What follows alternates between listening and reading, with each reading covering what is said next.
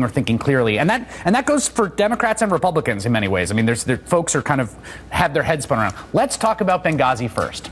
Here is my take on Benghazi. It is what we like to call in the business a nothing burger. There is nothing there, and I think here's 91% of very conservative self-elected and very say it's worse than Watergate. Howard, you were sitting at Chris Matthews' table yesterday in what was probably my favorite 10 minutes of television all week, and I am not saying that facetiously, which was you and David Corn and Michael Isikoff and Chris with papers spread out before you, reading emails, looking for nuggets. But do you agree there is nothing here?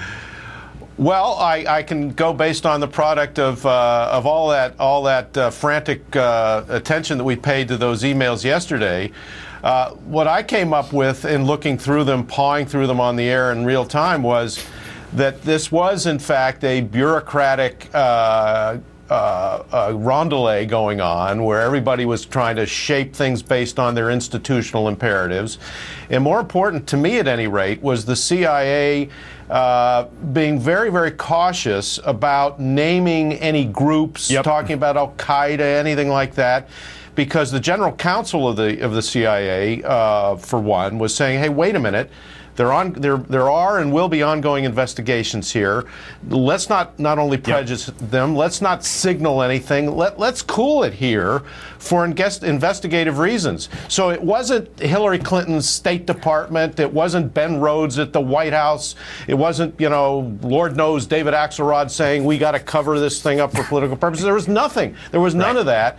And to me, that was a significant thing. And it wasn't Susan Rice, who's not even on the email chain. Right. And So Susan was not even part of the deal. That's the biggest scandal of this whole thing, is that she got trotted out and set up for this huge public shaming over a set of talking points she delivered that she was not on. Her staff wasn't on the, as far as I can tell, was not on the email chain. No, they were really prepared for Congress. If you read it, and they were handed off to her, and so that's one scandal. The other scandal is what Howard alludes to. State was sort of left holding the bag, and this was all Hillary Clinton's doing, when this is all about the CIA and possibly another, not scandal, but a really interesting set of questions surrounds what was going on at the compound. And there were 30 CIA operatives and 7 State Department employees. So it was not, and this is very important, it was not a diplomatic outpost. It was a CIA outpost with diplomatic cover. And I think what you see in those emails is State being like, "Oh no, you don't, CIA. Oh no, you don't put this on us. This was your facility that you have to defend." And God knows what went on before that. Well, I mean, the whole talking points issue, the President Obama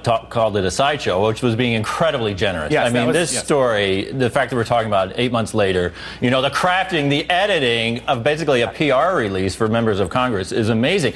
And it's based on very bad reporting in the last week. Yes, thank you. On Friday, when it was emails obtained, well, no, actually not emails obtained. Emails shown to Republican congressional staffers who have an axe to grind, who then paraphrase them. Who passed on to the press, passed on to Jonathan Karl, ABC News, and passed along inaccurate summaries, which then led to this image that the White House was playing politics. Which very heavy-handed. Which appeared in quotes, paraphrases that appeared in quotes. And here to me signals that the White House itself thinks there's nothing there and nothing to worry about it.